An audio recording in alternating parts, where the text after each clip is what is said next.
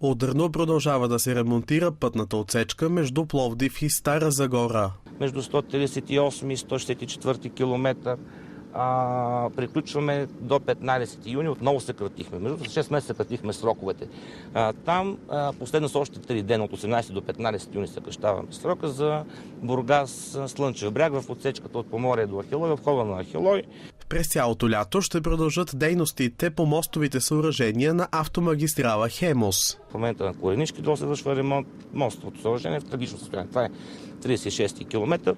В момента правим ремонт на долното стоене, затова хората, преминаващи през него, не виждат работници. И така това малко ги дразни. Получавам постоянни сигнали по темата, но наистина обяснявам.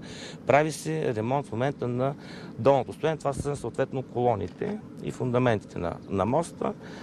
Тунелните тръби на Ечемишка и на Ветиня. Десни тръби посока София също ще бъдат отремонтирани.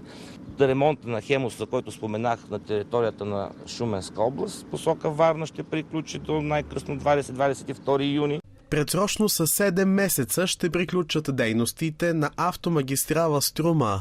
Ще приключим през октомври тази година. Май беше пусковия срок с 30 км участъка от Кресна до Сандански. То е 25 км, прощавайте.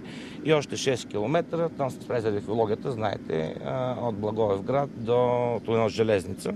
Ресорният министър прикани за търпение всички шофьори, които ще преминават в участъците с ремонти. Според него, с въвеждането на тол таксите, държавата ще разполага с по-сериозен ресурс за ремонти на пътища.